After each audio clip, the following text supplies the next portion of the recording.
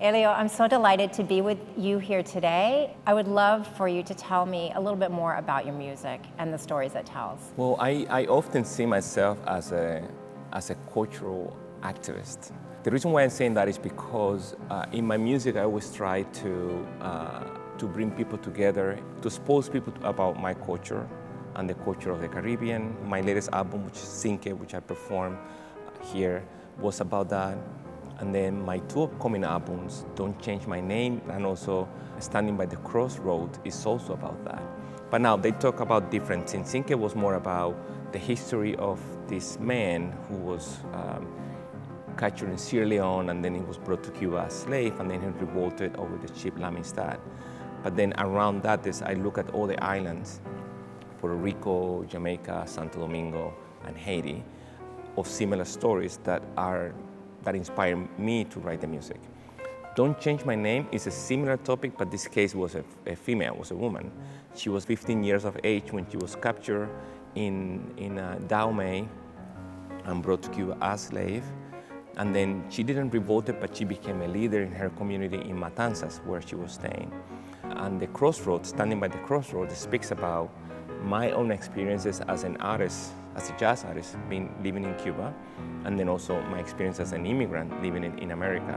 One of my favorite paintings in the exhibition that I'm very excited to present at Crystal Bridges for the first time is Kerry James Marshall's Baptist. Tell me about how this connects with your music. Baptist was so interesting to me because it suggested to me something about syncretism. Like Afro-Cuban music experienced a lot of syncretism.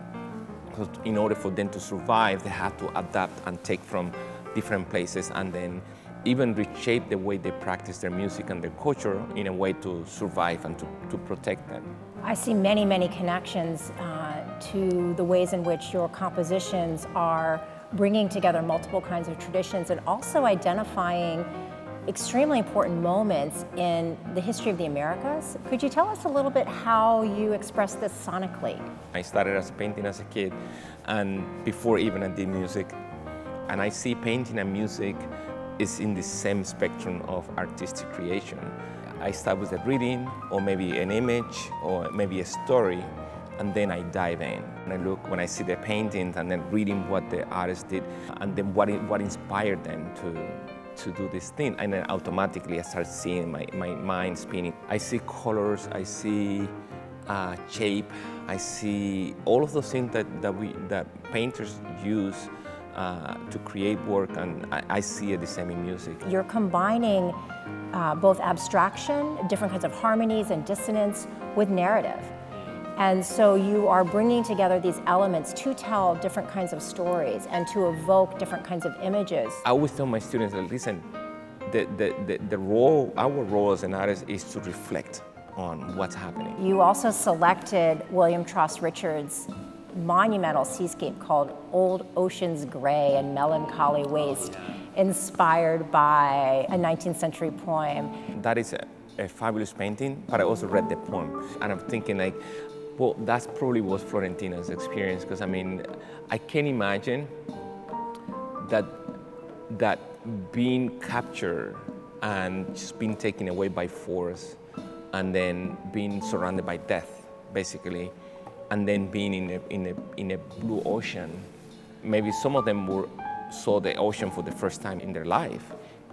So it must be like this kind of weird feeling of beauty and then sorrow and sadness and at the same time. So there's a kind of sonic journey, there's a visual journey with the backdrop of the painting, and then the sounds expressive of her changing identity. Right.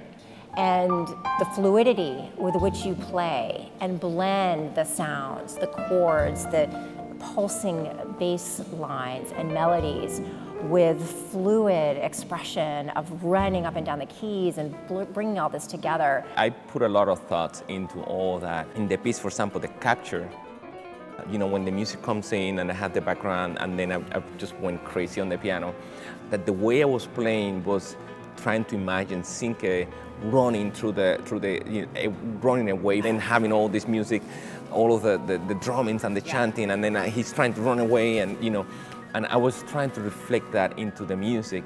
Elio, thank you so much for sharing more about your creative practice and your modes of playing and your inspiration with us today. Thank you so much, Austin, for having me here and for the beautiful exhibition. I'm really happy to be part of that.